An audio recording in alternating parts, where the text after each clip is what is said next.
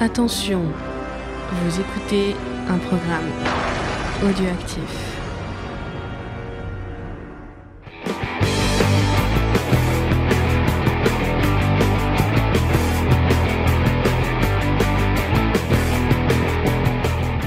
Salut à tous et bienvenue dans Comics Discovery. Après En attendant Garcin, une fois, deux fois, on est en attendant Jean, qui devrait pas tarder.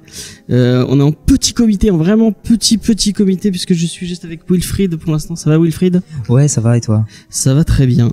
Je m'excuse pour ce, on a eu des petits problèmes d'enregistrement. On n'a pas pu enregistrer. D'habitude, on enregistre le lundi. Je monte et l'émission sort le mercredi.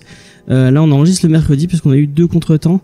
J'espère que vous écouterez quand même l'émission en tous les cas. On va commencer direct avec les news.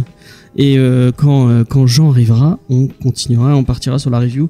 On continuera sur les news, non, parce qu'il y a des news, je pense, qui vont intéresser. Donc on verra. On va commencer direct avec toi qui adore les Green Lantern, qui n'en a jamais lu. Je suis sûr que tu vas être très content d'apprendre que après Jean arrive. Ah yes. Je disais oui, la série Green Lantern, on attend toujours qu'on redore le fameux blason après le film de 2011 moi le seul truc que je retiens de ce film c'est Sinistro parce que le Sinistro était cool. Ouais, graphiquement ça va. Donc on va avoir une série Berlanti Productions. Donc le monsieur qui a déjà fait toutes les séries, donc Arrow, Flash, Supergirl, Legend of Tomorrow, Titan, Doom Patrol, bon toutes les séries d'ici quoi. Ouais. Donc une série d'ici, apparemment la série la plus qu'est-ce qu'il disait j'entends. Il disait oui, une des séries les plus ambitieuses que DC aurait jamais fait. Et cette fois sur HBO Max. Je comprends pas trop leur délire de on fait une série sur chaque plateforme qu'on a, comme ça les gens vont devoir acheter toutes les plateformes possibles. Ouais, c'est parce que ce sera pas sur DC Universe, parce que rappelons-le, ils ont quand même une plateforme DC spécialement pour leur série. Non, ce sera sur HBO Max. C'est encourageant ça, ouais, c'est envie. Donc ouais, moi j'adore Green Lantern. On ne saura pas si John Stewart, Al Jordan ou mon chouchou Guy Garner sera de la partie. Mais ouais, voilà. Est-ce que ça vous hype? Pas du tout. Ryan Reynolds est au courant ou? J'espère pas. Franchement, j'espère pas. Et on a appris aujourd'hui que le service HBO Max sera à $14,99. Ça fait un peu cher. Oh, mais c'est quoi dedans? C'est tout HBO. Ouais, mais ça fait un peu cher quand même. Ouais, sachant que Disney Plus est à 6€ et ça fait un $6. Disney, c'est pas $12 Disney? Peut-être que j'ai des conneries. T'as plus de tout dedans, enfin t'as le bouquet ESPN, oui, t'as Disney, tout, t'as Hulu avec. Ouais. Alors que voilà, $14 pour juste, enfin, ça reste HBO, donc c'est des bonnes séries, c'est sûr, mais pour un catalogue quand même, c'est un peu juste. Bah juste pour revoir The Wire, c'est. Ouais, remarque, ouais. Quoique moi j'ai racheté le coffret Blu-ray intégral, mais c'est pas grave. Ouais, non, la série Green Lantern. Je sais pas. Ce sera accompagné d'une autre série qui s'appellera Strange Adventure et qui va s'intéresser à un truc de SF apparemment. Ce sera avec Adam Strange et tout, non ça plutôt... Non, je crois pas. Je crois que c'est un truc différent. C'est un truc Strange Adventure qui se passe dans l'espace et qui a pas Adam Strange quand même. Mais tu crois que c'est lié avec Adam Strange? Enfin, je sais pas si c'est moyen. Ça me semblerait logique. Genre, je sais pas, que tu fais un truc Gotham et que tu parles pas de Batman, ça marche pas. Bah finalement il y est. Donc, ouais, tu vois, voilà, mais ouais, non, je sais pas. Ouais, les séries de Berlanti, il y a du bien comme du vraiment pas bien. Genre là, en plus, Supergirl, il y a pas longtemps, sur Twitter, je vois passer un clip d'un épisode qui va passer et c'est horrible. Putain, je me rendais pas compte à quel point ça pouvait être dégueulasse, ces effets spéciaux, c'est vraiment. Mais moi, j'ai revu parce qu'il y a Arrow qui a repris là pour la dernière saison et du coup, Faye le mate et du coup, je me le suis tapé un peu. C'est tellement n'importe quoi. Ils sont partis dans des délires d'univers parallèles et tout, mais déjà.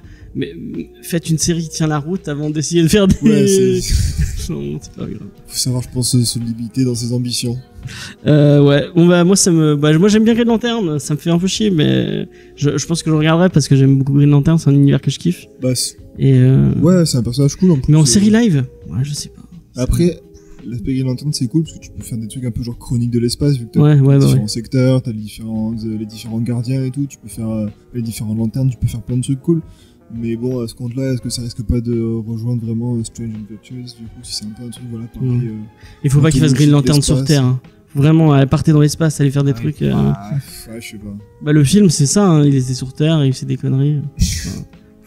Ouais. Et rappelons-le que Berlanti, il a collaboré au scénario du premier. Enfin du. Ah oui, bah c'est mort alors, c'est bon, c'est fini. Tant pis, dommage. Donc bah voilà. On va passer à une autre bonne idée, mauvaise idée, je ne sais pas. C'est comment je suis devenu un super-héros. Apparemment, le super-héros qui fait vendre. Les chiffres de Marvel Studios font rêver. Comment Ils font rêver les studios français. Et bah il y a des petits Français qui tentent le coup. On a eu le droit à un premier trailer pour le film qui s'appelle Comment je suis devenu un super-héros, un film de Douglas Attal. Je ne sais pas s'il a un lien avec Yvan Attal ou avec. Je pense pas. Non. Bah peut-être. Hein. Parce que le monde du cinéma français c'est assez petit quand même. Hein. Les frères Oui, 2, mais... fils 2, cousins 2, ça va vite. Hein. Et il y a déjà un m'étonnerait producteur pas. qui s'appelle Attal aussi, un autre, Ah, je sais plus comment il s'appelle. Enfin bon, il y a plein de. Effectivement, c'est le réalisateur du sympathique Radio Star. Je sais pas si vous avez vu Radio Star avec si. avec Manu Payette. Il était vachement. Ah, et avec Moi, ça me parle parce là, où ils que font le Tour de France. Ouais. ça. Moi j'aime Ouais. beaucoup la radio, donc ça te parlait. Ouais, ça me parlait. Mais du coup, ouais. Après, le voir sur un film de super-héros. Bah, le trailer est pas mal. Hein. Ouais, Moi, le je trailer trouve est pas mal, je trouve ça honnête. Hein. Il y a une ambiance qui a pas Le trop casting mal. est cool. Le casting est cool. Léla Ibekti, Pio Marmaille, Swan Arlo. Swan Arlo, moi j'ai vu le film sur le prêtre pédophile qui est sorti l'année dernière. Oula. Enfin, il y avait Swan Arlo dedans, il était ouf. Pas le même registre. Je crois que c'est Grâce à Dieu ou un truc comme ça, ouais. Je vois de quoi tu parles. Ouais, il est vraiment bien ce film et Swan Arlo est vraiment très bon dedans. Et Benoît Poulvord qui fait du très très bon comme du très très mauvais. Doucement. Okay. Calme-toi avec de la Poulvord, il y a pas eu de chance des fois. Il faut tous des erreurs. C'est vrai que c'est aux Jeux Olympiques, on pense à toi. Apparemment, ce sera un film teinté de polar. C'est Wilfried qui me l'a appris. On sera dans un monde un peu à la Hero Academia où tout le monde a des pouvoirs, sauf certaines personnes. Ouais, et il y a une espèce de substance qui donne des pouvoirs. Il y a un trafic par rapport à ça. Donc cool. Bah ouais, non, le pitch est pas mal. Moi, je trouve Ouais. ça. Ouais, puis. Ouais, ça a l'air sympa après. Ah ouais, moi je trouve que c'était un peu pompé sur du My Hero Academia. Mais... Oui, c'est vrai. Mais après, c'est marrant qu'ils partent sur le. Bon, après, les Français sont pas mauvais en polar. Enfin, moi, je pense à 1973, à tous les films d'Olivier Marchal qui sont bons finalement. Même Boraco, la première saison était cool. Donc, s'ils peuvent partir un peu dans cette idée-là avec un peu de super-héroïque, pourquoi pas. Et moi, je tenais à rappeler que c'est pas la première fois qu'on voit du super-héroïque en Europe, puisque je vous en avais déjà parlé, mais là j'ai bien noté le truc. Moi, je vous conseille vraiment Vincent n'a pas d'écailles de Tom Salvador, qui est une espèce de petit film autorisant sur un mec qui, dès qu'il se met de l'eau dessus, ça lui ramène des super pouvoirs. Je vous conseille vraiment ce film, il est vraiment très très cool. Et un autre film qui s'appelle On l'appelle Jack Robot, c'est un film italien de Gabriel Manenti, qui est vraiment très très très cool. Voilà, si vous voulez du super-héroïque européen, vous pouvez aller taper là-dessus. Après, il y a les trucs russes, mais bon. Voilà, c'est plus l'Europe, donc c'est pas grave. Ah ouais, la Russie, tu la conserves, c'est plus l'Europe. Ouais. Ah non. Ouais. Ni non. Non. Pas de raison. On va passer une autre news du coup. Tu veux pas que je te fasse un petit exposé là, Non, James, j'ai pas envie. Donc le film de Todd Phillips, Joker, vient de devenir le film rated R qui a gagné le plus d'argent avec 788 millions de dollars. Il a pas passé les 800 millions. Peut-être que ma news datait un peu. Il fait beaucoup de pognon quoi. Il fait beaucoup de pognon. Il a détruit Deadpool qui avait ce record. Et et à côté de ça, ils se font plein de pognon, mais les gens qui réclament du pognon, il y a plein de manifestants et de gens qui essaient de se battre pour leurs droits et qui sont en train de reprendre cette figure symbolique du Joker, notamment à Hong Kong, au Liban et au Chili, où ils se battent pour. Je crois qu'au Chili c'est par rapport à c'est au Chili ou au Salvador, je sais plus. Ils se battent pour les tickets de métro qui deviennent beaucoup trop chers. Il y a ça, ouais. Ouais. En tout cas, c'est marrant que cette figure du. Je me demande si. Sur V, qu'on reprenne le masque de V, ça me dérange pas. Sur le Joker, je trouve ça un peu tendancieux. Parce que le mec c'est quand même un mec qui bute des gens de sang-froid. Ah, c'est un psychopathe, ouais. C'est vrai que parce que comme tu dis, ouais, c'est vrai que le mec est un psychopathe et utiliser son image pour Bah ouais. des problèmes de tickets de métro, c'est un peu. Non, mais c'est plus Pour comme. les mouvements sociaux, quoi. C'est ouais. pour des questions de justice, etc., d'équité. C'est vrai que c'est un peu tendancieux d'avoir ce genre de film. Je pense que c'était le genre de problème qui était soulevé quand le film a été annoncé. C'est on disait, ouais, voilà, on va ériger le Joker en figure un peu héroïque, Ouais, mais il faut héros pas. du peuple et tout, alors que non, c'est pas ça. C'est Ouais, pas non. du tout. C'est Même pour dans le ça. film, il le montre pas. Enfin, il le montre pas tel quel. À la fin, dans l'univers du film, il est considéré en tant que tel. Après, c'est au spectateur de faire la part des choses. C'est-à-dire, le spectateur, il est conscient de tout, il voit tout ce que le personnage d'Arthur Fleck fait et commet comme atrocité, donc il est censé pas être d'accord avec ce que font les gens à la fin du film. Il est censé juste, le spectateur, se dire, bah non, c'est un connard et c'est une figure de crime, etc. Mais du coup, voilà, c'est ce qu'on disait quand on a fait le podcast, effectivement, c'est que tu peux faire une lecture en te disant, bah voilà, on est dans des temps désespérés où on a besoin de solutions radicales et bah il nous faut des personnages radicaux pour agir, et c'est comme ça que t'as des figures comme Donald Trump, Bolsonaro au Brésil, enfin, que ça marche. Le populisme. Le populisme à fond, et donc c'est pour ça que c'est dangereux d'avoir des personnages comme ça, surtout que maintenant c'est repris en tant que tel, et c'est les mêmes agissements un peu, voilà, qu'effectivement les dictateurs, que les populistes, et c'est chaud, ouais. C'est bien que les gens réussissent à se réunir derrière une figure commune, mais si elle pouvait être un peu plus positive que Ouais. le Joker, ça Ouais. serait pas mal quand même. Moi, tous ces gens qui reprennent le Joker, je vous conseillerais d'aller voir la série Watchmen. Qui parle un peu J'ai de. pas encore regardé. Attends, J'ai mais maté mec, 12 épisodes d'un coup ce week-end, ça va être trop bien. Mais- Je sais. je sais pas à quel point c'est génial. Franchement, la série parle de. Enfin, je spoil. Sans trop spoiler, la série parle de ça. Ça parle de mouvement racial, d'émeutes, parce que sans trop spoiler, ça commence sur les émeutes de Tulsa, qui sont une des émeutes où des blancs ont attaqué un quartier riche noir, et en fait toute la série est autour de ça, en fait, et des violences policières et de tout ça. Regardez, j'en ai des frissons tellement à quel point cette série est géniale, et que regardez cette série, voilà c'est tout. Donc voilà, on va passer à une autre news. On va repartir un peu sur le comics, puisque c'est Urban qui a annoncé au Comic-Con Paris qu'il sortait une nouvelle collection qui s'appellera DC Confidential, et apparemment ce sera pour les gens qui veulent pousser un peu plus loin le comics, des gens qui ont quand même déjà une petite culture et qui voudraient lire des trucs qui sont peut-être un peu moins accessibles, mais qui ont un peu marqué l'histoire du comics. Ça va commencer avec Batman Huntress Cry for Blood de Greg Rucka et Rick Burchett. C'est écrit par Greg Rucka, donc c'est forcément un immanquable, puisque Greg Rucka est le meilleur scénariste de tous les temps. Il a fait quoi, Greg Rucka, déjà? Gotham Central, que par... Tu sais, j'avais entendu parler de ça. Après, ce sera Green Lantern, Emerald Twilight de Ron Mars et Darry Banks. Apparemment, j'en ai parlé avec Grey Pigeon de Comics VR, et il le conseille pas trop, mais c'est marquant parce que c'est les débuts de Kyle Rayner en tant que Green Lantern, et c'est le moment où Al Jordan est devenu Parallax. Donc c'est un moment très important. Oui, c'est au niveau histoire comics, c'est quand même pas mal. Ouais. Après, il y aura Green Arrow, The Longbow Hunters de Mac Grell. Après, on va partir sur GSA, The Golden Age de James Robinson et Paul Smith. Et après, Legion of Super Heroes, The Great Darkness Saga de Len Wein et Keith Giffen. Donc vraiment, le Légion Super Héros est vraiment très bien, mais à ce qui paraît c'est très compliqué, parce que c'est comme si ce que Grey Pigeon me disait, c'est comme si tu te lançais dans X-Men sans connaître aucun personnage et n'avoir jamais lu de X-Men, et que tu lisais le truc. C'est vraiment bien, mais tu vas rien comprendre parce qu'il y a trop de personnages et que tu connais personne. Mais ça a l'air cool. C'est super engageant tout ça. Donc moi, pourquoi pas, moi, ce qu'ils aillent dans les trucs un peu plus risqués, c'est cool. Donc ouais, pourquoi pas. On va rester un peu dans les news autour de la Comic-Con, puisque on a un auditeur qui s'appelle Sully, qui a pu partir à la Comic-Con, qui nous a fait un petit report il y a 2 jours, on a enregistré une interview, mais on a discuté tous ensemble. On a parlé un peu, nous, de la Japan Matsuri, bon, qui est pas du tout comics, mais de un peu notre avis autour de la Japan. De l'Orient.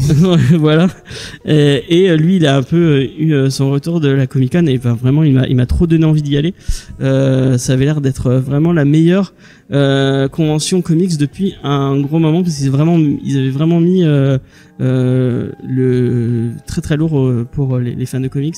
Oui, j'ai vu des retours un peu sur Twitter, effectivement. Apparemment, les organisateurs sont à l'écoute des visiteurs et ils suivent les retours quand même pour essayer d'améliorer. Lui, il a fait que des conférences pratiquement, et apparemment c'était. En plus, ouais, j'ai vu les conférences, il y en a qui avaient l'air vraiment intéressantes.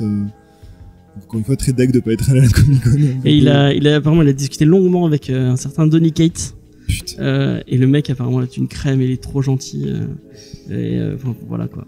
Quand tu vois les noms qu'il y avait, quand tu vois Jim Starlin, Chris Claremont, Liber Mero, putain. Ouais, grave. Enfin bon, c'est donc on vous passe ce petit bout de truc où on passe un peu les news parce qu'il était récupérer des exclus, des exclus qui ont été annoncés après en conférence, mais bon, c'est lui, il les avait eu avant parce qu'on l'avait dit avant. Et après, on en parle. Salut à tous et bienvenue dans ce petit extra, ce petit bonus qu'on rajoutera en fin de news de Comics Discovery. Je suis avec Faye. Ça va, Faye? Ouais. Fatiguée, mais ouais.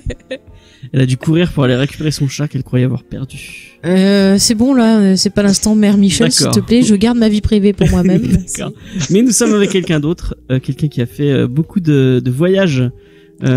Désirless est parmi nous, c'est génial. Voilà, voyage. Il n'a pas la même coupe de cheveux. Ah bah ça on sait pas, on n'a pas la vision. Pas loin. Donc c'est un de nos auditeurs très régulier. Comment on t'appelle? Est-ce qu'on t'appelle Sully? Oui, Sully, c'est bien. Sully, d'accord. J'allais dire Joby. Alors c'est Sully pour moi parce que c'est version française, mais tu peux m'appeler Sully si ça t'amuse. Hein. D'accord. Ça me dérange pas. Alors on précise qu'on est en liaison satellite. Nous sommes en liaison, ouais, c'est peut-être pour ça que vous avez une voix un peu métallique. C'est ça. Mais ce n'est pas grave, on t'entend bien. En direct de Mars. Donc on est au téléphone. Voilà. En direct de l'île de Lost, non, en direct de Mars, parce que Mars c'est ça repart. Dans le sud, parce que toi aussi t'es dans le sud. À Mars, c'est oui. Mais ce week-end, tu n'étais pas dans le sud. Tu étais à la capitale. Ah oui. Pour la Comic Con à New York. Coruscant. Non, pas la New York Comic Con. Ah bah j'aurais pu, mais non, j'ai pas les moyens encore. Donc la Comic Con Paris, un peu moins grand, mais tout aussi cool. C'est très bien. Ah, c'était super. Très bien. Qu'est-ce que tu critiques? Ah non, mais ne critique pas la Comic Con Paris, hein, commence pas. Hein. Tu vas avoir des problèmes, toi. Ah mais complètement, parce que c'était génial. PCE, perso. Mais la PCE n'existe plus, alors fusil la paix. N'importe quoi. Et puis voilà. Non, vive les comics. Parce que t'as jamais été dans la PCE, à la PCE. Mais j'ai pas besoin. Non mais de toute façon, moi je peux mourir tranquille. J'ai rencontré mon idole, une légende vivante. J'ai rencontré Chris Claremont. Une petite signature. Je lui ai serré la main. J'ai cru que j'allais fondre. Enfin, il sent bon. C'est super. C'est vrai que j'étais assez proche quand même, mais non, j'ai pas été quand même. C'est un peu creepy comme question, ça, non, en fait. Bah, ça m'est arrivé des fois d'avoir des séances dédicaces Mon Dieu. La personne sentait mauvais de la bouche. Du coup, est-ce que tu peux nous faire un petit report de ton week-end? Tu y as été les 3 jours en plus. Ah oui, complètement. Moi, j'ai fait la totale. Vendredi. Voilà, et c'était la première fois. J'y allais. C'était ta première convention? C'est ma première convention et c'est la convention ultime. Moi, je dis que elle était super. D'accord. Non, mais en fait, en discutant avec des gens qui étaient allés les autres années, apparemment, celle-ci vraiment tip top d'un point de vue organisation. Et c'est vrai que je l'ai ressenti moi personnellement. Pour vous donner juste un petit détail, le dimanche il pleuvait et ils ont réussi, on était nombreux quand même, à nous mettre à l'entrée tous sous les préaux. Je sais pas comment ils ont fait, ils ont réinstallé des barrières et tout ça, et donc du coup on était protégés de la pluie alors qu'on attendait pour rentrer dans la Comic Con. Donc vraiment, voilà, c'était le détail qui tue, qui veut dire que, mais en fait tout le reste, ouais, tout le reste de l'organisation. Le Rex pourrait apprendre à. Il y avait pas de préau. Il y avait pas de préau. On a attendu 7 heures sous la pluie pour Lost. Et oui, mais tu vois, là c'est Paris, c'est la capitale, c'est pour ça. Et donc voilà, bon, en fait, pour résumer grosso modo l'ambiance, c'était une super bonne ambiance, très bon enfant. Ça m'a carrément étonné. Je pensais pas du tout tomber dans ce genre. Je pensais que ça allait être assez impersonnel, un peu froid. Bah pas du tout. Les gens sont super ouverts, ils discutent facilement. Comme je disais, les cosplayers, bien sûr, tu peux les prendre en photo facilement. Ils sont très contents. Mais après, ils discutent avec toi. Et voilà, et ils te parlent de leur passion. Et c'était très communicatif. Enfin, franchement, rien tu sens bien le partage de passion. En fait, mais complètement. Enfin, je veux dire, voilà, que j'avais envie d'aller me changer et de me trouver un cosplay, mais bon, j'avais que le cosplay en moi. Donc. Mais prends un autocollant. Mais on m'a reconnu. Sullivan m'a reconnu. C'est très bien. Mais fais simple, fais comme Oz. Tu prends un autocollant, tu écris Hello, I am God et ça passe. Voilà. Ouais. Les gens qui auront vu Lost, pas Lost, Buffy, voilà. Comprendront. Du coup. Mais c'est pas cher comme cosplay. Alors on a fait quoi? Star Wars, Buffy, il nous manque quoi? Non, il y a pas Buffy encore. Si, j'ai fait. J'ai pas encore fait Star Wars. Ah non. Oui. Mais ça arrivera. Du coup. Oui, James. Oui, au niveau comics, donc niveau comics, il y avait pas trop de. Tu t'as vraiment senti le. Parce que franchement, moi, par rapport aux autres années, bon, j'y suis pas allé, mais j'ai vu le programme. Ouais. Je trouve que vraiment, cette année, ils ont mis le paquet au niveau des invités comics. On a vraiment senti que le comics commençait à être une culture un peu plus représentée au niveau des conventions pop culture, alors qu'avant, enfin, tu vois, à la Japan Expo et tout, c'était vraiment minoritaire. Regarde, même là, vraiment, t'as ressenti, t'as croisé plein de lecteurs de comics et. Ah mais carrément. De toute façon, tu as l'artiste allé qui était tout le temps bondé, et puis tu avais des tas de créateurs. Tu avais bien sûr des noms très très connus, donc Chris Claremont, je le répète encore. Ah, j'étais trop content. T'avais Jim Starlin, oui, je crois qu'il y avait Chris Claremont aussi. Il y avait Eric Leonardi, t'avais Olivier Coipel. Mais le gars, il est trop sympa, vraiment, c'est incroyable. Il a la cool attitude en lui, c'est waouh. Il discute avec toi pendant. Il y a une queue monstre, mais en fait, c'est pas grave. Il discute. Il reste là, il te parle de son métier, de sa vie même. Enfin bon, bref, c'est vraiment génial. Donny Cates, super intéressant. Donny Cates, hein, franchement, le gars vraiment aussi super sympa. Donc je tiens à l'annoncer, je fais partie du culte Donny Cates. C'est-à-dire que j'ai vraiment le badge et le pins. Voilà, bon, c'est le délire. Tu vas te mettre les cheveux en blanc, les cheveux aussi comme lui. Ouais, parce que là, il avait les cheveux blancs. Là, ouais. Non, mais sinon le gars était vraiment hyper sympa, hyper cool. Il se prend pas du tout au sérieux. Il m'a livré comme ça, tranquillement. Bon, enfin, c'est à l'américaine hein, quand même. Je pense que il contrôle un peu sa parole, mais j'avais vraiment l'impression que la parole était libre. Il m'a dit tranquillement que dans son Thor là, qui va commencer à apparaître à partir de janvier, en fait, ça faisait un moment que Marvel lui avait proposé de reprendre Thor, et que du coup, pas mal d'indices dans ces différentes séries seraient développés dans la série Thor. Voilà. Donc petit scoop tranquille. Voilà. Donc le gars il pense large, il pense loin, il pense long. Enfin c'est incroyable. Après moi j'ai fait beaucoup de conférences. En fait moi ce qui m'a beaucoup plu à la Comic Con, c'est que ce qui m'a moins plu, allez on va commencer par ce qui m'a beaucoup moins plu, c'est que en fait tout le rez-de-chaussée c'est merchandising à mort. Voilà, t'as que ça, des magasins, des boutiques. Mais bien sûr, c'est normal. Mais tu vois, j'aurais préféré qu'ils mettent l'artiste allé en bas.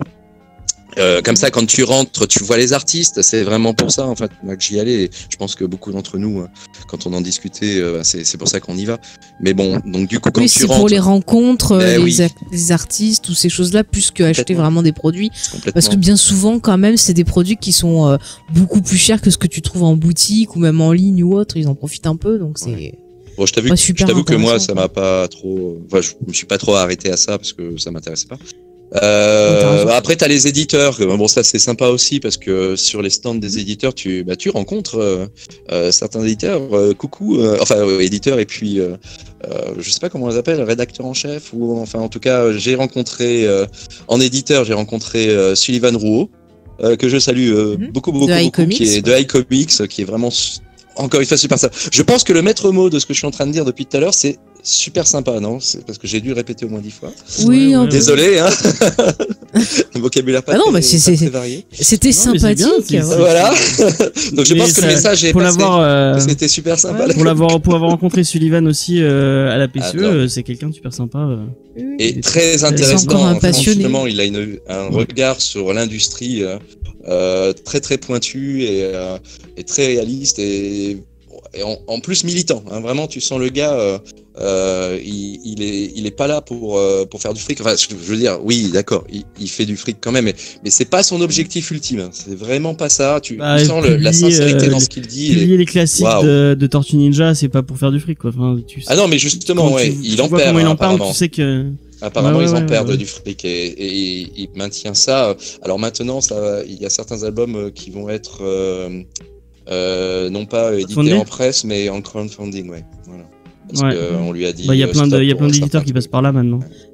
Bah après, est-ce que c'est pas un peu une nouvelle façon justement peut-être tu vois, tu touches directement un certain public qui va être intéressé par ça, et du coup tu vas le trouver plus facilement que si tu sors des fois ton album en boutique. Suffit que les boutiques, tu vois, ça les intéresse pas, ils vont pas en commander, ainsi de suite. Et les personnes qui pourraient être intéressées vont pas être en contact avec. Et des fois, quand t'arrives à crowdfunder, après les albums ils sont quand même en boutique. Oui. Il y a nos amis, les gens qu'on avait reçus de la maison d'édition, comment il s'appelle? Putain, j'ai un trou de mémoire.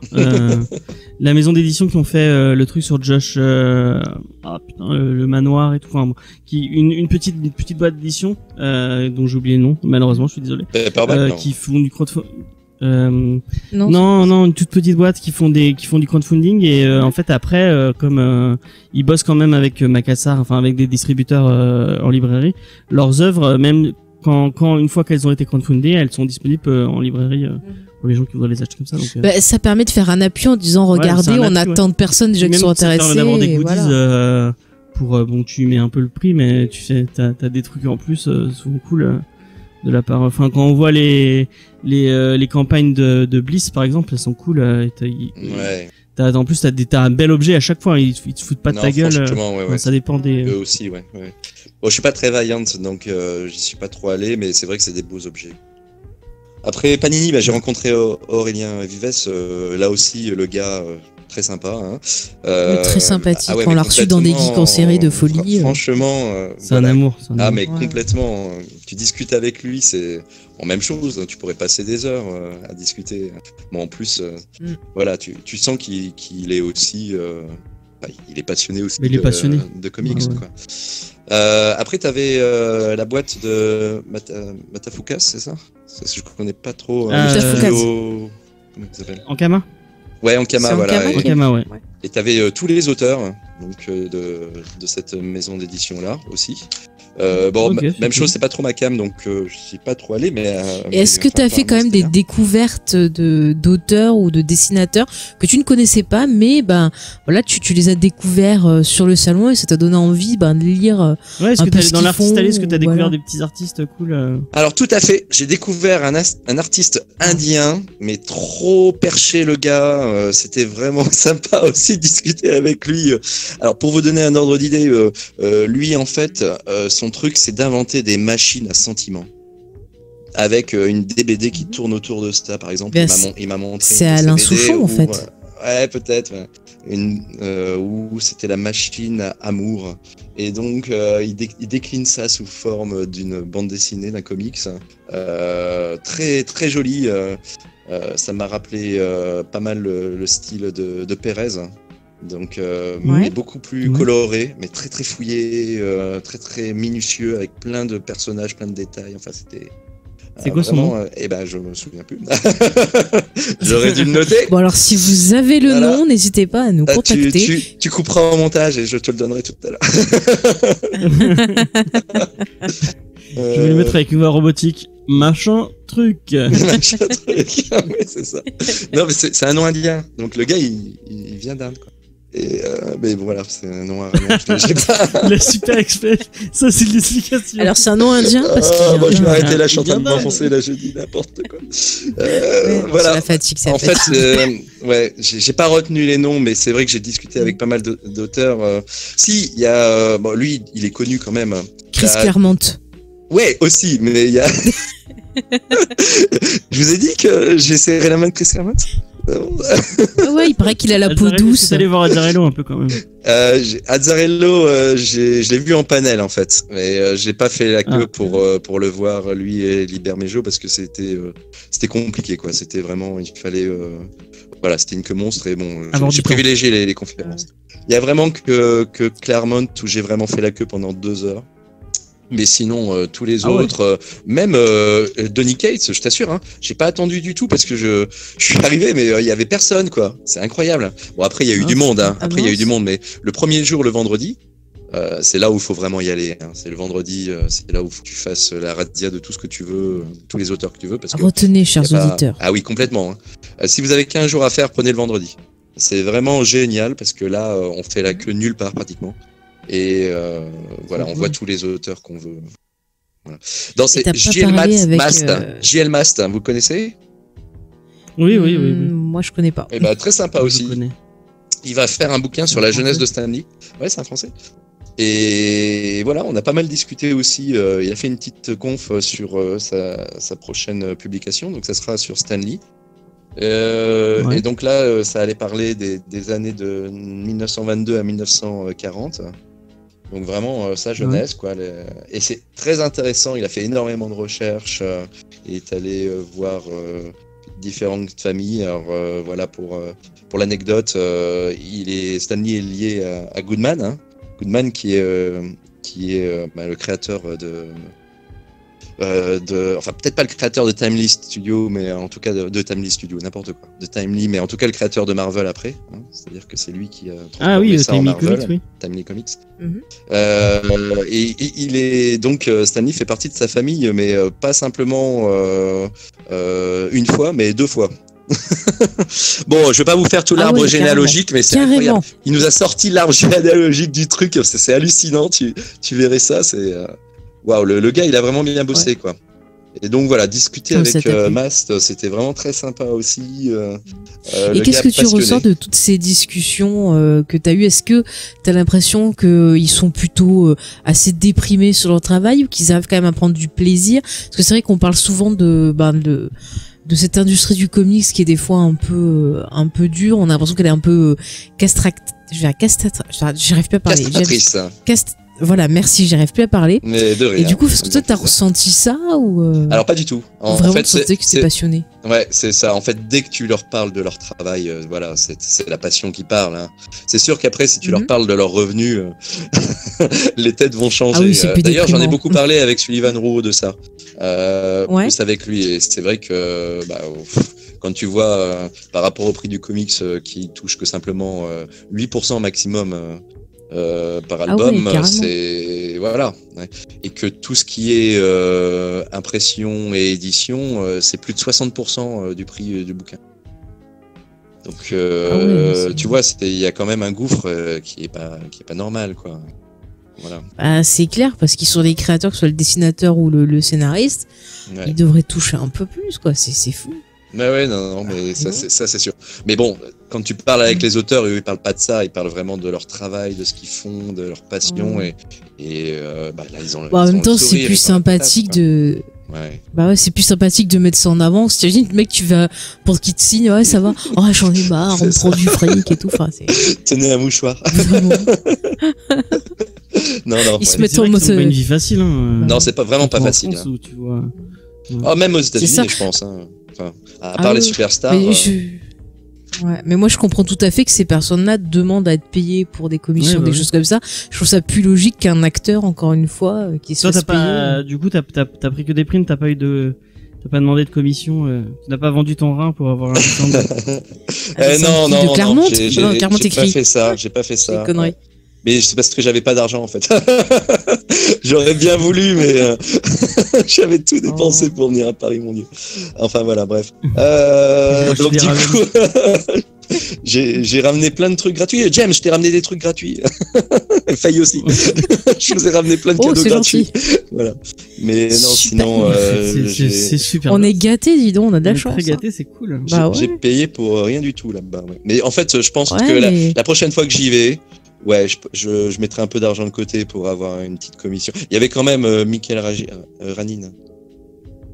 Janine. Ah oui, oui. Le dessinateur de Celui Batman. qui a dessiné de Batman, ouais. Ouais. Ah, d'accord. Mais ça doit coûter Non, mais un bras. attends, t'avais. Mais il y avait Amy Acker. Mais rien que des pas prints, grave. franchement, moi j'aurais. Enfin, tu. Il y avait Pia Guerra.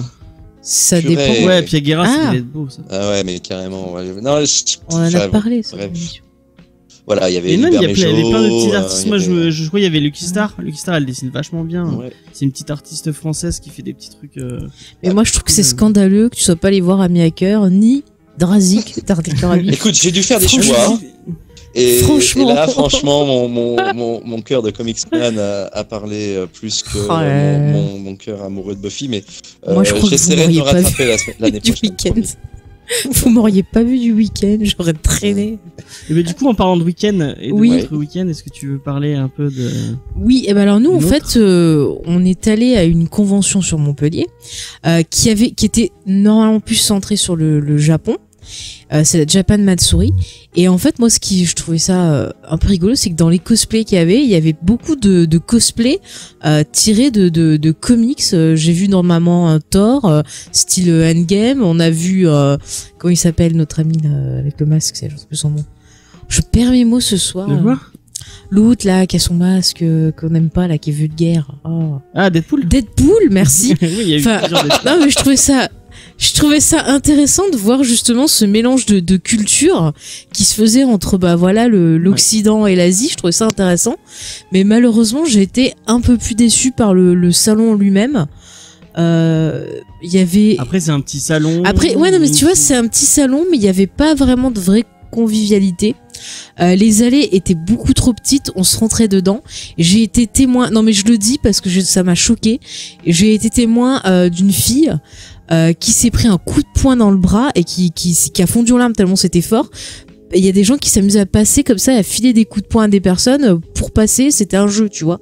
Et j'ai été choquée de voir ça parce que j'ai fait plusieurs fois le tour du salon pendant que tu montais un Gundam. Et du coup, j'écoutais, je regardais, parce que je trouvais ça marrant. Au début, je me suis dit, tiens, le mélange de culture et tout, que ce soit, tu vois, il y avait un karaoké, t'avais différents styles de musique Ouais. et tout. Et de voir qu'il y avait des personnes comme ça qui viennent dans ce type d'événement où c'est censé, tu vois, être une rencontre de passionnés, juste pour emmerder les gens, que ce soit pour se moquer. J'ai vu des personnes qui se moquaient ou autre, ça m'a beaucoup choqué. Et ce qui est dommage, c'est qu'ils profitent pas. Il y avait quand même des choses intéressantes. T'avais le côté, justement, qui était culturel, dans cette convention qui m'intéressait pas mal, où tu voyais un peu la cérémonie du thé, tu voyais l'origami et tout. Mais malheureusement, on n'arrivait pas très bien à entendre ce qui se faisait. Donc c'était un peu dommage. Par contre, niveau là où on s'est badé, il y a un truc sympa. On est tombé sur quelques dessinateurs et artistes. On a rencontré Monsieur Garcin. Ouais. On attend toujours dans l'émission quand il veut. On a discuté un peu avec Monsieur Garcin Voilà. qui nous a dit qu'il viendrait dans l'émission le plus tôt possible, mais Très il sympathique. attendait d'avoir un créneau. pour- Voilà, il avait une œuvre Star Wars qui était plutôt pas mal avec Vador. Effectivement. c'est Et puis très on a bien. rencontré une association de dessin qu'on espère recevoir aussi dans, Ouais, mais c'est dans l'atelier l'émission. BD de Mogyo avec qui on avait déjà échangé par mail. Qui sont Et, très sympathiques. qui On a sont rencontré très justement des gentils. dessinatrices aussi. Ouais. Et ça c'est cool. Et on voyait que justement on avait de nouveau cet aperçu un peu de mélange de culture. Et je trouvais ça super intéressant de montrer à quel point maintenant, la pop culture, ça devenait un grand tout. Et même quand on avait des salons qui étaient peut-être un peu plus dédiés au manga, qui est quand même très présent surtout sur Montpellier, on a beaucoup de salons de manga. Le manga est très ancré dans la région, je trouve. Ouais. Et c'est bien de voir qu'il commence à avoir des mélanges qui se font.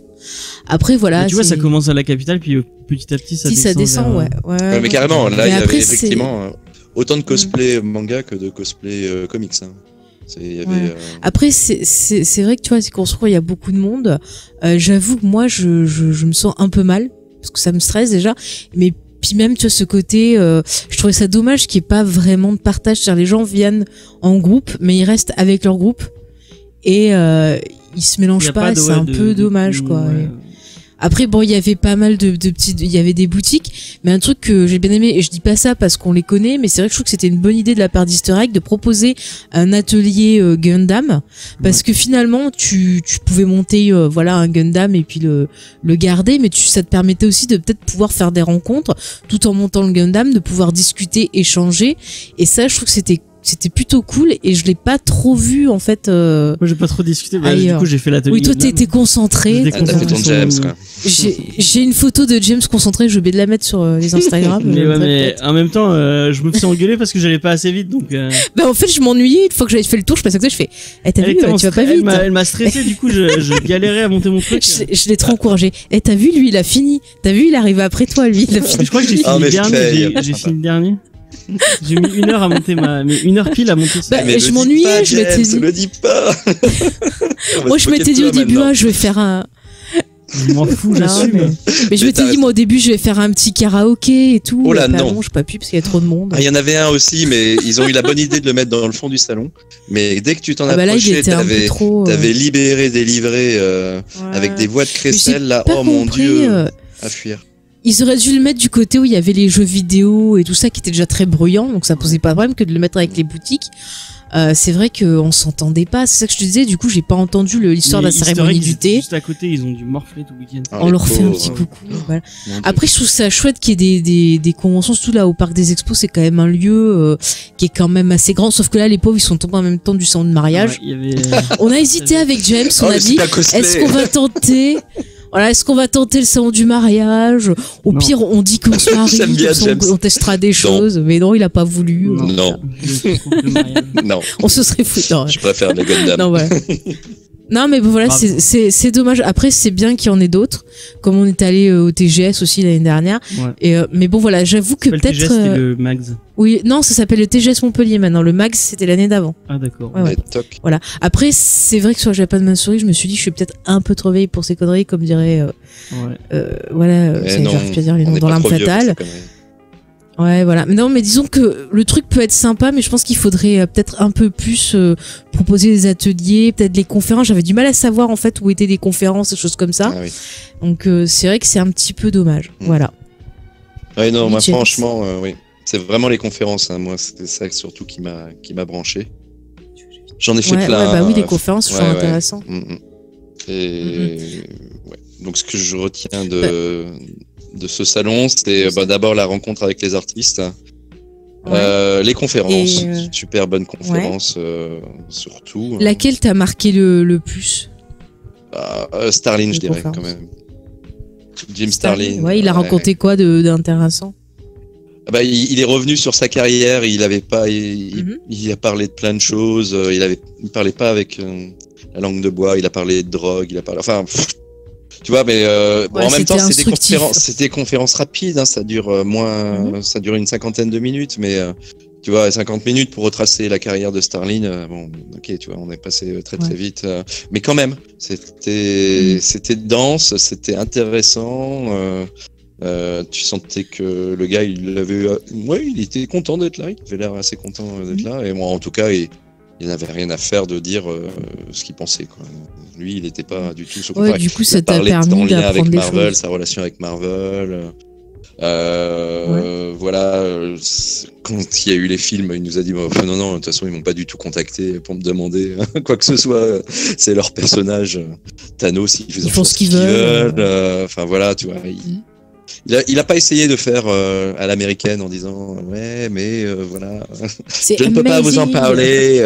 C'était amazing, mais je peux pas vous en parler. C'est mon contrat qui m'interdit de parler. Voilà, c'est secret. J'ai d'ailleurs posé des questions en anglais, t'imagines? J'étais trop content, trop fier de moi. J'ai même une vidéo, mon fils m'a filmé. Bref. Bravo, parce que c'est pas facile des fois quand t'as pas l'habitude. Ah non, mais c'était stressant. Hein. Comme là, j'ai un peu stressé. Tu m'étonnes. J'ai bien aimé aussi la rencontre avec Olivier Coipel. Même chose, pas. Et du coup, ça. Pas de langue de bois. Non, j'essayais de te dire. Là aussi. Et du coup, t'as l'impression d'avoir appris des choses sur le métier, d'avoir une vision différente. Ah oui, complètement. Ouais. Sur quand il parlait, Olivier Coipel, même chose. Il nous expliquait bien en fait. D'abord, il nous a raconté comment il a fait pour pénétrer l'industrie du comics, rentrer, comment il est rentré par la petite porte. Et puis après, il nous a parlé des liens qu'il avait avec les auteurs, comment il fonctionnait lui. Alors c'est pas compliqué, hein. Coipel, il pourrait pas travailler avec Moore par exemple. Hein. C'est-à-dire que, en grosso modo, il reçoit le scénario et après il parle un petit peu au téléphone avec l'auteur et après il ne veut plus avoir de contact avec l'auteur. c'est lui qui crée. Voilà. Ah, c'est bizarre quand même. Et si ça marche pas comme ça, il ne fait pas. C'est comme ça. Ah oui, il faut vraiment avoir une relation de confiance entre les deux. Ouais, complètement, ouais, tout à fait. Hein.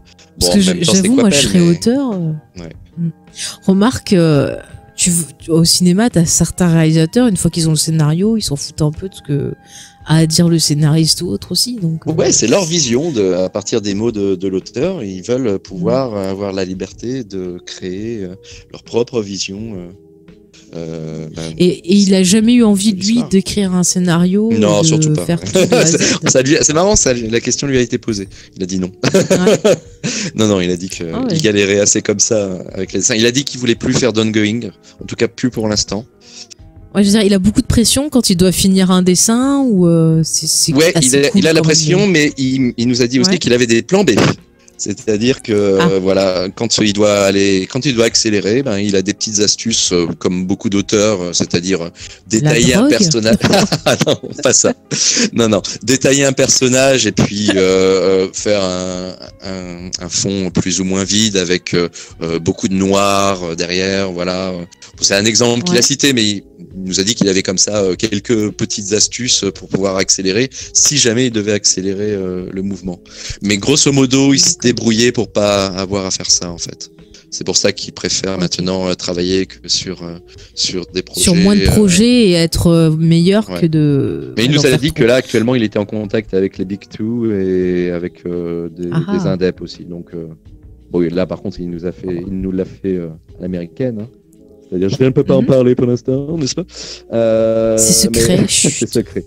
Mais il a dit que voilà, certainement on allait entendre parler de lui prochainement. Et est-ce que tu as eu d'autres infos exclusives dans des sorties comics ou autres peut-être? Oui, je ne sais pas. Sullivan Rouault de iComics va travailler avec Berger. Karen Berger. Ouais, voilà. Bon, maintenant vous le savez parce que si vous avez. Mais j'ai eu l'info avant qu'ils le disent que ça se fait apparaître sur les sites. Il est revenu, attention. C'est comme Aurélien Vives. Il m'a lâché avant. Je spécifierai dans les news. Ah, t'es de retour, il y a une info exclusive. Oui, je suis revenu. Ouais. C'est comme Aurélien Vives qui m'avait lâché avant le panel que le X-Men de Hickman allait être publié en floppy sur 4 mois entre avril, mai, juin, juillet, hein, donc entre avril et juillet. Voilà, parce qu'il trouvait que c'était une meilleure façon de lire. Alors là, par contre, je sais pas si c'est sa décision ou si ça vient du dessus, mais enfin, en tout cas, sa justification il est juste CM. Hein. D'accord, sa justification avait l'air cohérente. Voilà, que c'est vrai que apparemment je l'ai pas lu, hein, mais que l'histoire d'Hickman, ça se lit très bien en épisode en fait.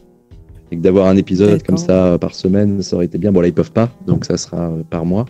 Mais ça sort toujours avant en kiosque, hein, de toute façon. Tu crois? Oui, bah oui, c'est de moins en moins quand même. Il y a pas dit, hein. De moins en moins, le kiosque est plutôt moribond. Hein. On le voit hein, avec l'augmentation des prix, par exemple, ça va faire très mal. Hein. Plus. Ah bah c'est sûr que les gens ils vont préférer investir dans des gros TPB ou autre que dans un petit kiosque de rien du tout. Tu le trouves plus. Oui, c'est plus du kiosque, oui, mais ça reste du format. C'est du souple. C'est du format kiosque. Ça du souple, quoi. Oui, du souple aussi. Ce n'est que des histoires de vocabulaire. D'argent. De vocabulaire. Voilà, exactement. Voilà. Mais du coup, donc, c'est une convention que tu as envie de refaire plusieurs fois, souvent. Ah, on a parlé je suis en train de voir les news et tout ça. Non, on a reparlé du Batman Zizi, du Bat Zizi. Ah, le Zizi Gate, c'est parti. Zizi Gate. Voilà, donc grosso modo, ouais, libère mes jouets. Bon, tu sentais qu'Azarello, il en avait marre hein, de la question, bien sûr, ça lui a été posé, il a soufflé, mais il a quand même répondu, donc il a dit que il trouvait que c'était pas forcément très intelligent, mais que le puritanisme américain fait que tu peux mettre autant de violence que tu veux, mais dès que tu montres des parties plus ou moins intimes, lever de bouclier, c'est horrible. C'est tout le temps sur les parties masculines. Il est censuré en France aussi. Non, mais moi, ce qui me tue, c'est qu'ils font des cacas nerveux pour des zizis. Et quand c'est des nichons, on dit rien. Mais les zizis, alors là, c'est bon. Hein. C'est un peu exagéré. Quand même. Je sais pas trop. Bon, tu vois les formes, mais tu vois jamais non plus. Enfin bref, on va pas rentrer dans les détails. Bref, tout ça pour dire que Liber Mejo, il a fait une petite blague. Il a dit qu'à partir de maintenant, on pouvait montrer Batman en train de casser des gueules, mais toujours en pantalon. Ça fait rire. En fait, Batman, c'est comme Kane, il a rien du tout, tu sais. Il a rien. Et voilà. Et il a surtout dit. Des conneries sur Batman.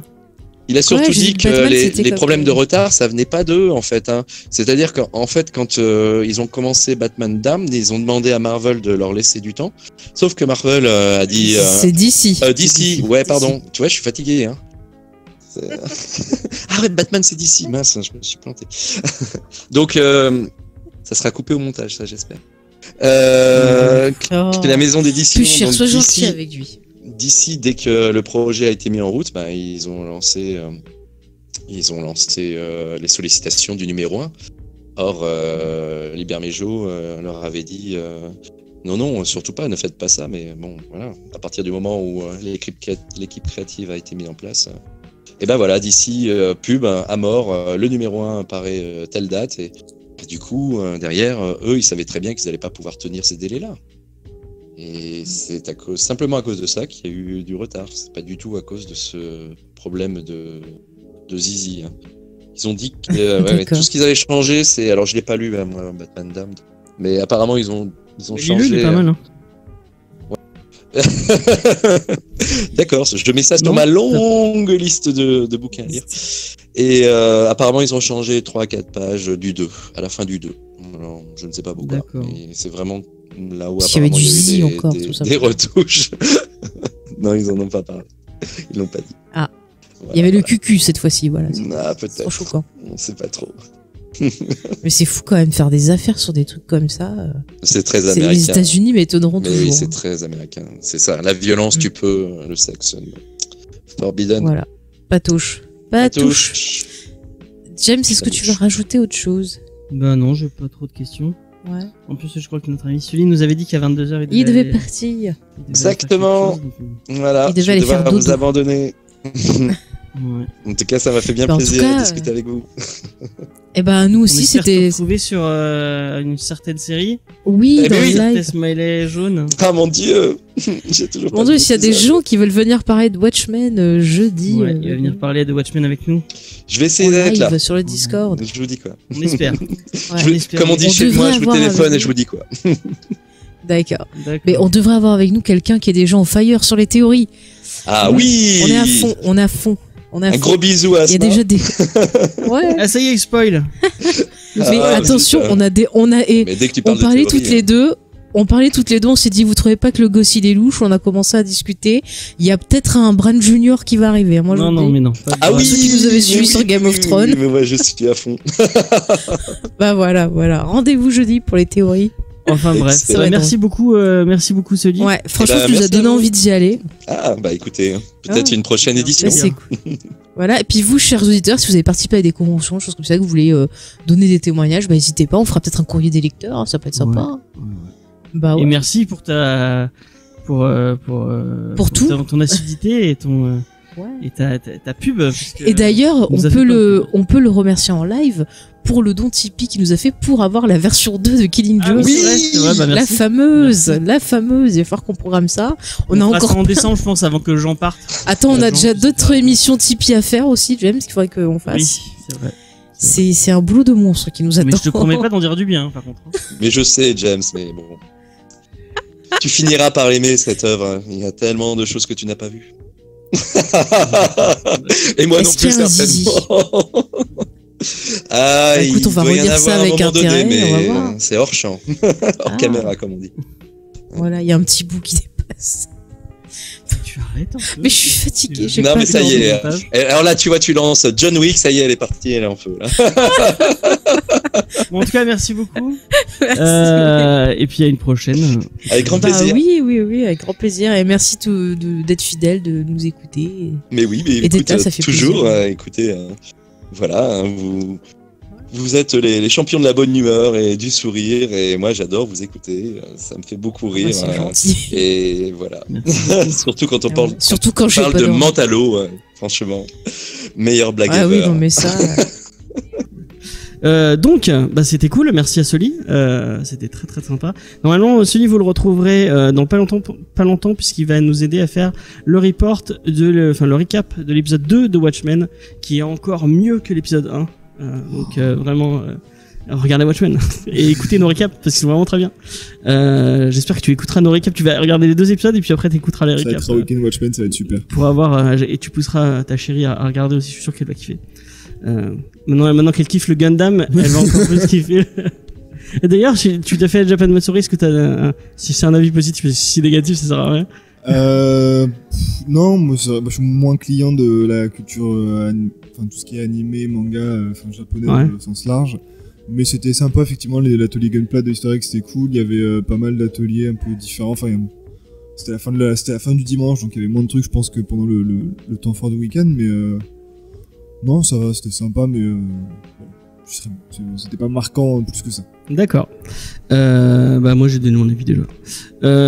Et qu'est-ce que je retiens des news de Sully? Le Burger Book chez iComics, ça vend du rêve, ça a l'air trop cool.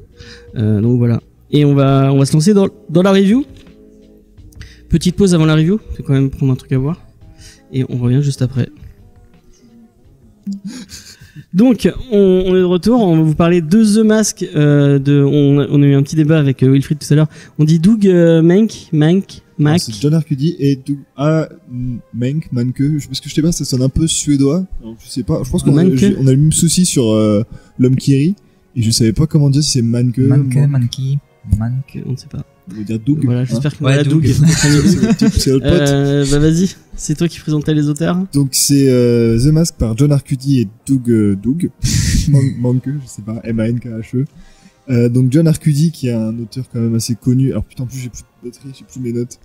C'est pas lui qui a écrit Rumble avec James Aaron? Ouais, voilà, je me disais aussi que je l'avais lu quelque part. Mais qui a aussi du coup fait pas mal de BDRP avec Mignola, donc qui a quand même bossé avec Hugo Net, qui a fait des trucs assez sérieux. Ça va. Qui a fait des trucs, qui a commencé en écrivant pas mal d'adaptations de films. Dans les années 80, il a fait Aliens, The Thing, Predator, Ok. C'est énorme. Ouais. En comics, en version du coup, voilà, il a pris le film et il en a fait un comics. D'accord. C'était assez courant. Moi, je crois que j'en ai avoir quelques-uns des trucs comme ça chez moi. C'est bon, en général, c'est pas bien ouf. C'est le film en comics, donc c'est différent, mais c'est assez marrant de voir qu'effectivement il a commencé en faisant des adaptations de films en comics et qu'au final, son truc le plus connu, The Mask, c'est devenu une adaptation de comics. Et donc, il est connu entre autres pour avoir créé, il n'a pas créé le personnage, mais il a écrit les premières aventures de The Mask, qui du coup dans le comic s'appelle pas du tout comme ça, mais qui s'appelle Big Head. Big Head, je sais pas comment c'est ça, Silicon Valley. Non, c'est Big Head. Ils ont gardé Big Head. Ah, mais t'as lu en VO du coup. Ouais. Ok. Et donc voilà, John Arcudi qui est quand même un nom assez important, qui a fait commencer aussi qui publiait dans Cracked, un magazine un peu à la Mad Magazine, où du coup on peut comprendre qu'on puisse retrouver ce côté un peu irrévérencieux, gag, très vulgaire provocateur dans ce qu'il raconte, très trash. Donc je pense que ça va permettre de comprendre un peu le personnage. Et Doug Mahnke, du coup, je vais changer, je pense, à chaque fois que je vais le prononcer. Et donc, du coup, voilà, dont on a parlé déjà, qui a fait L'Homme qui rit, le Joker, L'Homme qui rit, donc, qui a un style assez réaliste, assez coloré, moi j'aime bien. Ouais, moi aussi. Ça dépend j'aime bien, mais pas sur The Mask. Dans The Mask, en plus, ça évolue son style, parce que dans le premier arc, avec le premier porteur du masque, c'est assez, moche. C'est presque très saccadé comme dessin. Je trouve très des lignes assez droites, pas très forcément très souple dans le dessin. Alors que sur la suite, ça devient un peu plus souple justement. C'est intéressant de voir l'évolution du trait. C'est ce que j'ai bien aimé. Tu vois que ça reste indé dans le style où c'est pas des beaux personnages avec des beaux visages bien faits, bien ciselés et tout. Là, c'est vraiment des personnages limite grossiers, grotesques. Moi, j'aime bien. Par rapport effectivement à ce qu'on a vu dans L'Homme qui rit, où c'est vraiment c'est beaucoup plus mainstream, beaucoup plus de détails, beaucoup plus de. Voilà. Moi j'aime beaucoup le dessin de L'Homme qui rit m'avait vraiment plu. Ouais, c'était cool. Il y a un côté un peu brouillon, un peu. Je pense qu'il s'est raffiné, il a réussi à trouver un juste milieu entre le brouillon et le réaliste qui marche bien. Et en fait, Mahnke, je sais plus si on avait parlé quand on a fait L'Homme qui rit, mais il a travaillé avec Grant Morrison pas mal de fois. Ah ouais. Il a fait, je dis pas de conneries. Il a travaillé sur le Multiversity. Yep. Donc c'est pas mal. Oh, ils sont 40 000 sur Multiversity. Oui, mais bon, quand même, il a pu choisir d'autres mecs. Hein. C'est vrai. Il a fait avec Morrison, il a fait Seven to Eternity, enfin Seven to Eternity, Seven Soldiers. Ouais. Il a fait, putain, j'ai plus mes notes. C'est lui ou c'est sur We Free? C'est non, c'est pas lui, je crois. Non, c'est merde. C'est Quietly, je crois. C'est Quietly, ouais. Et donc du coup, voilà, donc il a travaillé quand même avec les grands noms du comics. Yep. Puis on en a déjà parlé un peu dans l'homme qui rit, donc je pense que pas besoin de répéter plus. Du coup, on va passer à la review plus en elle-même. Vas-y. Le titre. Vas-y Wilfried, pour ta première review. Oui, donc The Mask, de Mike Richardson, avec John Arcudi au scénario et Doug Mahnke au dessin. Là, en fait, ça va pas nous... Ça va être ça va être très différent du film pour ceux qui connaissent que The Mask du film. Là, on n'est pas du tout dans le personnage cartoonesque, héroïque.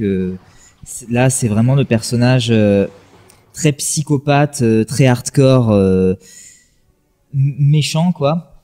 Donc, dans cette réédition, du coup, reprenant l'apparition, alors entre guillemets officielle, parce qu'il y a eu une version antérieure faite du Masque. Nous suivons du coup pas un personnage mais plusieurs qui vont chacun de leur côté à un moment de leur vie trouver le masque. Alors ça c'est l'intrigue de tous les deux masques. Il y a toujours un pecno qui trouve un masque, qui trouve le masque et le met. Et bon, le masque du coup, comme certains peut-être le savent, est un artefact qui alors à la différence du film, ne révèle pas forcément la personnalité cachée de son possesseur tout en l'exagérant, mais un peu de ça quand même. Moi je dirais plutôt que ça lui enlève, que ça lui supprime plus inhibition, totalement toute inhibition, quoi, le transformant vraiment en un gros psychopathe borderline, quoi. C'est quand même assez différent. Et du coup, on commence par la première personne qui trouve le masque, le personnage de Stanley Ipkiss, du coup qui est interprété par Jim Carrey de façon très très incroyable à l'écran, mais qui ne ressemble pas du tout à ce qu'on trouve dans le comics. Dans le comics, déjà, il ne va pas trouver le masque dans un fleuve, alors en le confondant avec un nageur, mais dans une petite boutique d'antiquité, juste en cherchant un cadeau pour sa copine, quoi. Tout bêtement. Et alors bien que Stanley dans le film a la fâcheuse tendance à se laisser marcher dessus, il est dans le comics beaucoup plus hargneux envers la société et il est assez détestable, quoi. C'est un peu c'est un pauvre type, quoi. Au début en fait il va se faire au début il fait vraiment victime, au début il fait victime, mais à partir du moment où il découvre le pouvoir du masque, il prend la confiance il y a un côté dans le film, t'as l'impression qu'il contrôle pas et qu'il a pas envie de le mettre.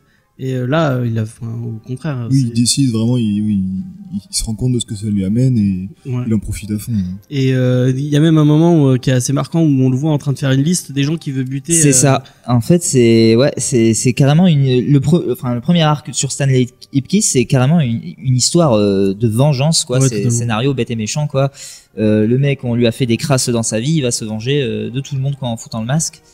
Et ça, il va même en devenir dépendant, quoi. Comme la plupart des gens qui mettent le masque, au bout d'un moment, c'est une drogue, en fait, le masque. Il y a un côté très voilà, ils le mettent une fois et de suite, ils sont toujours tentés de le remettre, aussi bien qu'ils sont prêts à tuer pour l'avoir, quoi.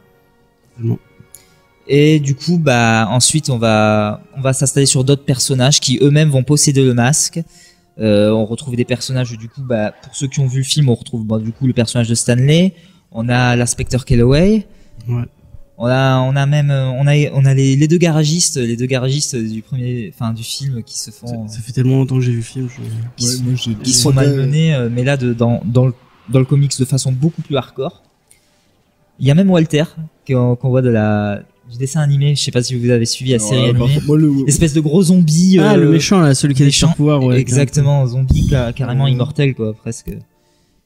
Tu as des meilleurs souvenirs de ça t'a marqué quand même, hein. The Mask, moi ça m'a marqué. J'étais un gros fan. Je suis un super fan de Jim Carrey. Ah ouais. Ouais. Et le film. Moi j'ai revu il y a pas longtemps le film et autant j'avais adoré quand j'étais gamin.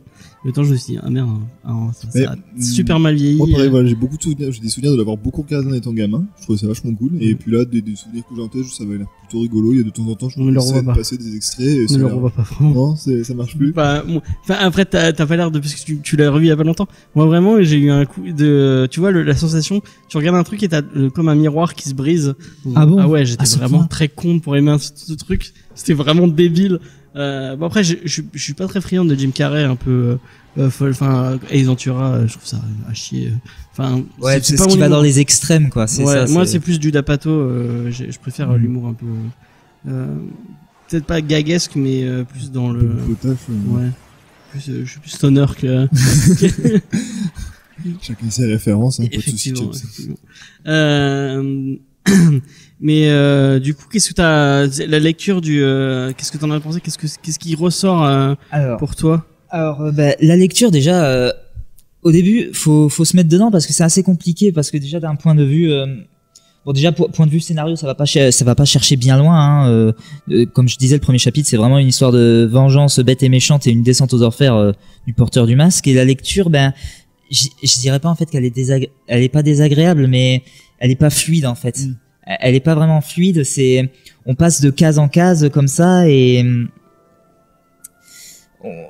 c'est même de manière en fait assez vulgairement, c'est hyper cuté en fait.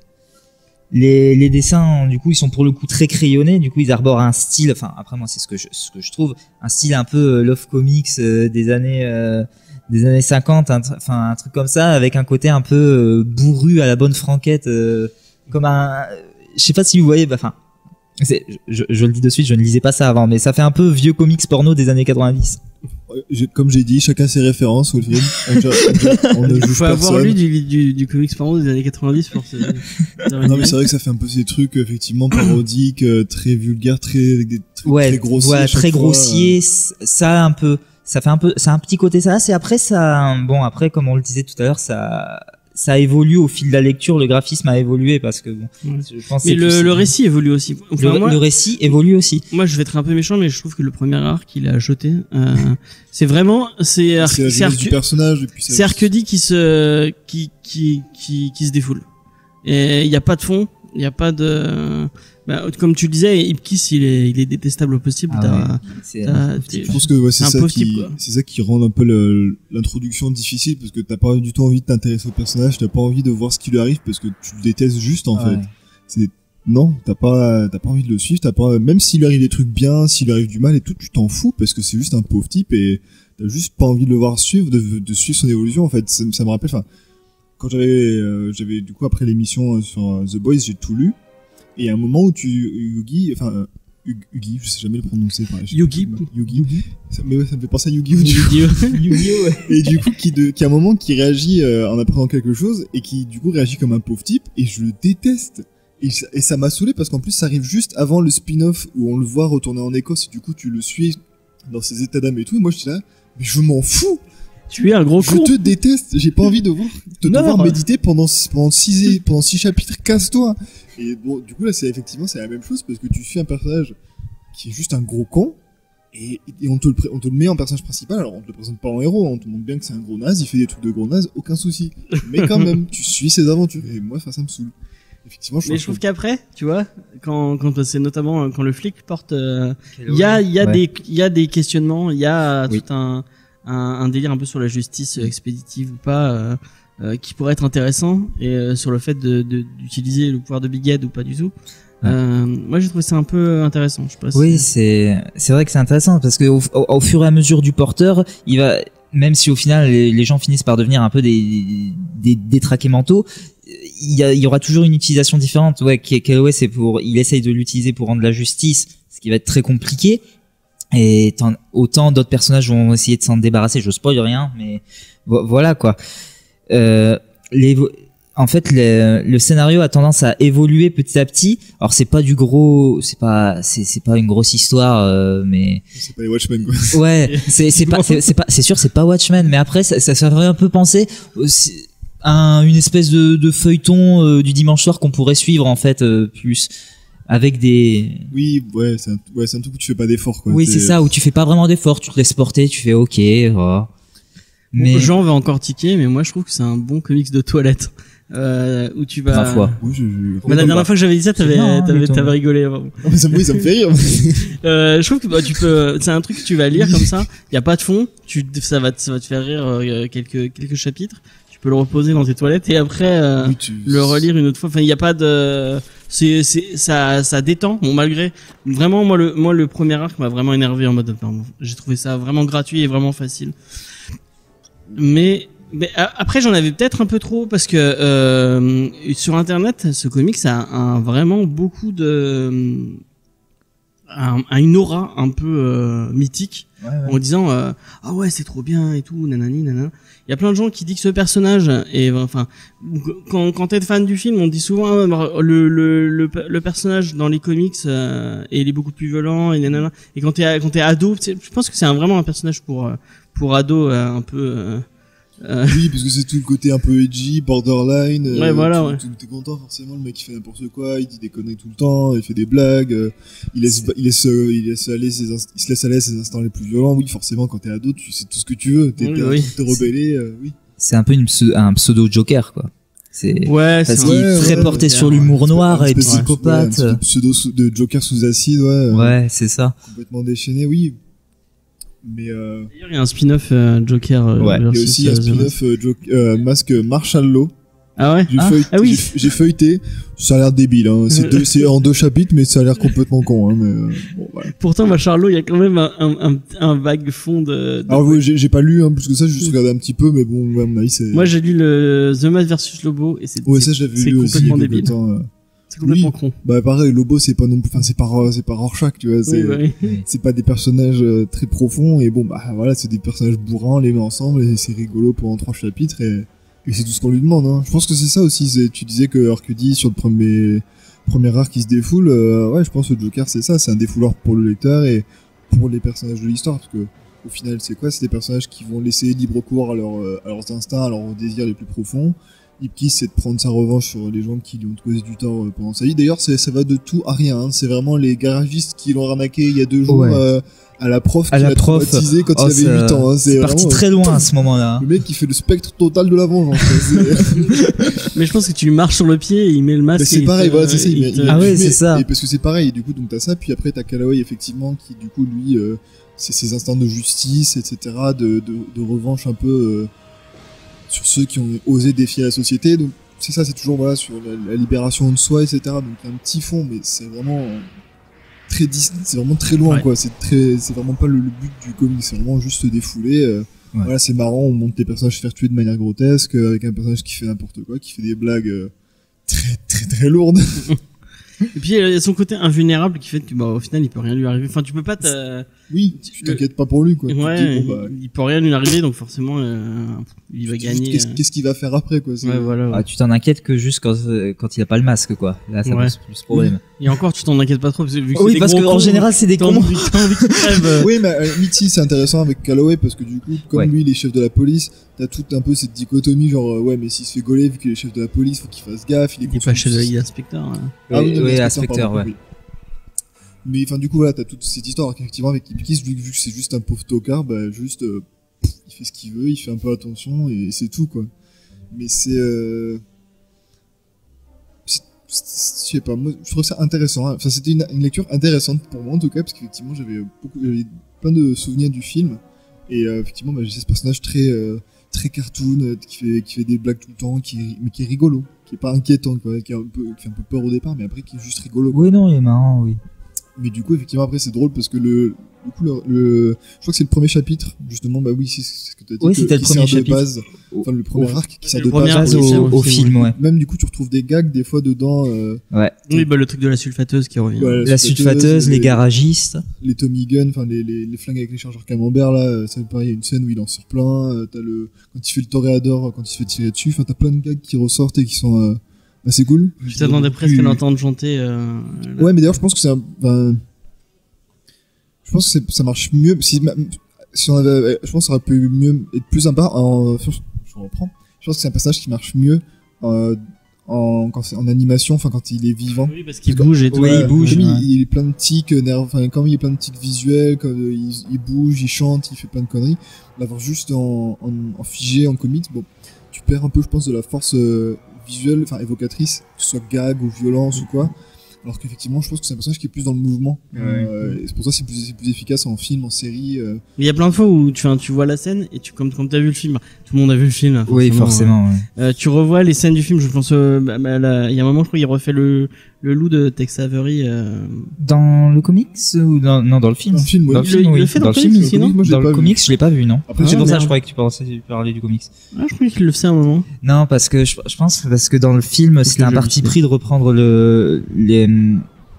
les gags Tex Avery, parce que dans les comics ils ont pas fait du tout, enfin c'était pas du tout ce qu'ils voulaient faire, c'était vraiment un truc très sombre, très hyper sérieux, avec du massacre et tout, enfin des gens qui se laissent aller quoi. Mais le côté Tex Avery c'était plus un parti pris du film, et après je pense après effectivement t'as peut-être dû le voir dans un comics qui est sorti après le film, parce que après ils ont fait des trucs pour enfants, ils ont fait des trucs plus grand public. plus grand public, ouais. Je sais pas, j'ai une image, peut-être c'est moi qui hallucine. C'est l'animation, cartoon, tu mélanges tout. Ouais, voilà. Du coup, c'est un comics que vous recommandez quand même. Personnellement. Est-ce que tu l'achèteras? Est-ce que tu l'achèteras? Clairement non. Toi, surtout en plus c'est l'omnibus et tout là, non, je foutrais pas le. Mais je sais pas s'il est si cher que ça. Non mais après, c'est intéressant. C'est intéressant à lire quand même, effectivement, voilà, quand c'est un peu comme je pense dans le même esprit que ce que va lancer Urban dans sa nouvelle gamme. Quand on a un peu fait le tour du comics de super-héros et qu'on en a un peu marre ou qu'on veut voir d'autres choses, je pense que c'est des choses qui peuvent être bien à lire, parce qu'effectivement, bon, c'est des comics qui sont faits par des auteurs qui sont maintenant très populaires qui sont très présents dans le mainstream. Arcudi, même Manque, tu vois, il a fait avec des gros noms sur des gros titres. Rumble plutôt, je pense, si vous voulez lire du Arcudi. Mais c'est quand même, je pense, des trucs qui sont intéressants à lire pour ta culture et pour voir effectivement d'où ont pu partir certains auteurs. Voir l'évolution, effectivement, de te dire que voilà, maintenant des mecs comme Arcudi qui font des trucs de fou, bah avant ils ont fait des trucs un peu moins fous. Et puis même aussi, effectivement, vu le produit culturel que c'est devenu, le The Mask, enfin, il y a eu le film, il y a eu plein de films, il y a eu 2-3 films après, je crois. Il y a eu le Fils du Masque. Il y a eu le Fils du Masque, qui est cette énorme bouse cinématographique, souvent truc acheté à la poubelle, quoi. T'as eu la série, enfin, mais du coup, même tout le monde connaît le personnage, tu vois le masque, tout le monde le reconnaît, le costume jaune et tout, enfin, tout le monde sait ce que c'est, donc, je pense que ça peut être intéressant de voir d'où vient ce moment de culture un peu qu'on a eu dans les 90. C'est comme Men in Black, tu vois, je pense, si t'as vu le film et que ça t'a plu, ça peut être cool de lire le comics, même si, encore une fois, c'est pareil, ça n'a rien à voir. Tortue Ninja, même délire, c'est un truc pour enfants, alors qu'avant c'était un truc pareil, totalement edgy, borderline, enfin. Et voilà, je pense que dans cette démarche où, voilà, un peu d'archéologie, voilà, de recherche, c'est un truc qui te plaît, c'est de voir, de comprendre d'où ça vient, le trajet qui a été fait, Tu es en train d'avancer sur l'émission, puisque dans 2 semaines on fait les Tortues Ninja classiques. Oh là là, mais quel teasing! Kevin Eastman et Peter Laird. On fera une émission sur les films aussi ou? Non, même pas. Que sur Turtle in Time. Mais ouais, je pense que je pourrais recommander, parce qu'après c'est pas non plus pourri à lire. Enfin, je veux dire, il y a des trucs qui marchent bien. Le personnage de Big Ed, il fait des blagues lourdes, mais c'est un personnage qui est marrant à suivre, quoi. Enfin, il y a des moments où tu souris, t'éclates pas de rire. Oui, non, mais j'espère pas, sourire, ouais. Mais ça reste pareil. Effectivement, sur le premier arc, j'ai eu un peu de mal, parce que bon, voilà, c'est un Kiss. Mais après, sur la suite, l'histoire est un peu plus intéressante, parce que c'est pas juste qui je vais tuer ensuite, quoi. C'est vraiment contre qui je vais agir, pourquoi, etc. Donc c'est un peu plus cool à lire et ça avance bien. Et puis les autres, c'est marrant de découvrir qui va porter le masque, comment ils vont le mettre. C'est ça, ce qu'ils vont faire. Ouais. C'est marrant. Ils arrivent à, c'est pas redondant. Ça pourrait l'être totalement et ça l'est pas tant que ça. Ils ont réussi à se renouveler un tout petit peu. Moi j'ai juste lu les deux premiers arcs, donc effectivement avec Stan Lee et Calloway, parce qu'après il y a le retour du masque et tout, mais j'ai pas lu plus loin, parce que bon, voilà, j'ai pas autre chose à foutre. Mais voilà, c'était. Bah moi j'ai tout lu. Ah, c'était pas mal la suite. Ouais. Après il y a un mafieux. Après, c'est rigolo. Ah cool. Le masque dans la mafia, quoi. Alors.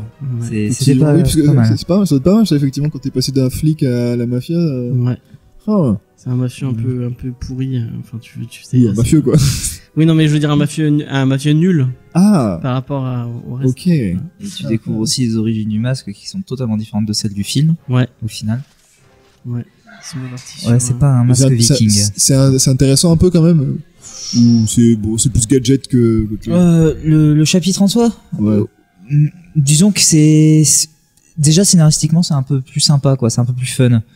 Enfin le voir en parrain, enfin c'est le parrain quoi, c'est The Mask, parrain de la mafia quoi. C'est marrant, ouais. Bon, bah, je pense que je vais peut-être forcer alors du coup. Mais non, je l'achèterai pas. Mais c'est intéressant à lire. Moi non plus, je pense pas que je l'achèterai. Ou peut-être pour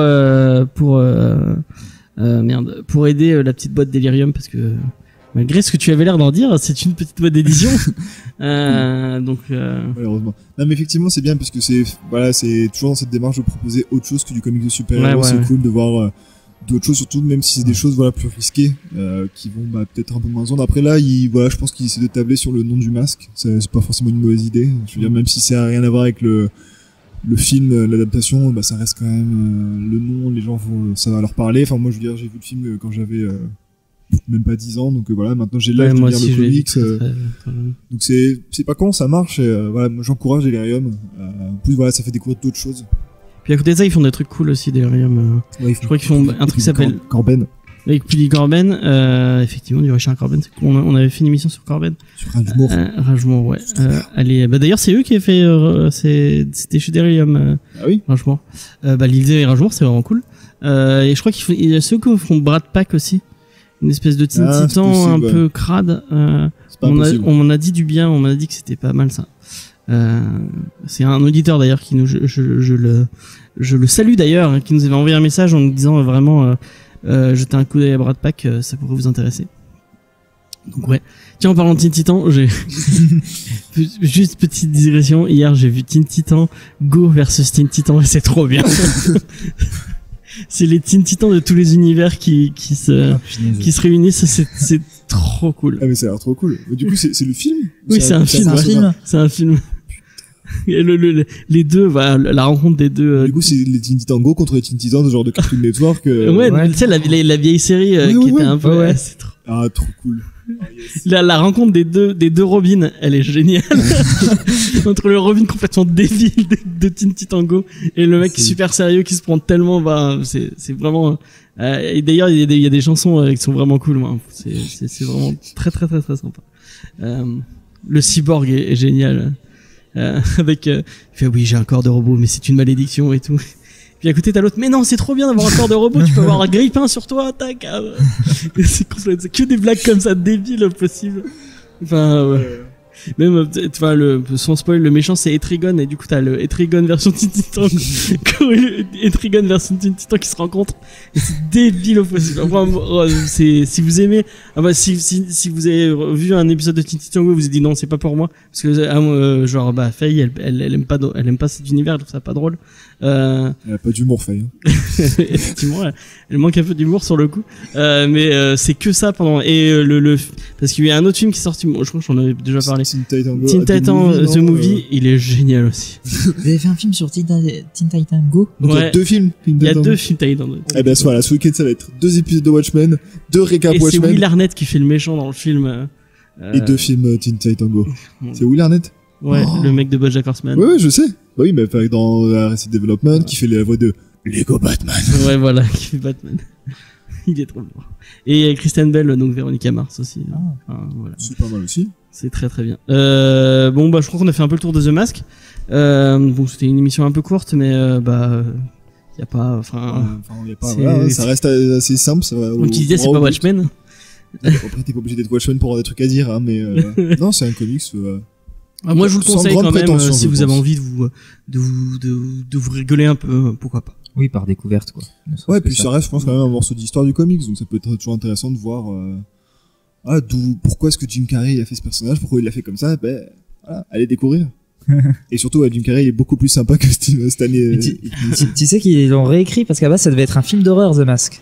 Mais ça aurait été cool en film d'horreur. Ah, mais oui, il y avait pas des visuels un peu qui sont sortis, qui fait un peu flipper. Non, en fait, à la base, The Mask, ça devait être un film d'horreur, parce qu'il voulait se pencher sur le comics, mais c'est en voyant Jim Carrey, en fait, au casting, que le réal, il s'est dit, putain, faut faire une comédie. Enfin, il a tout réécrit pour Jim Carrey, il a refait, du coup, il a eu un rôle sur mesure. Ça sent que c'est écrit pour lui. C'est pour ça que ça a un peu lancé sa carrière, entre guillemets, parce que Mais il était au SNL. Il était déjà connu, mais beaucoup disent que ce film a lancé sa carrière. Non, il a pas fait le SNL. Je crois qu'il a fait un autre truc à côté, genre le SNL, mais comme.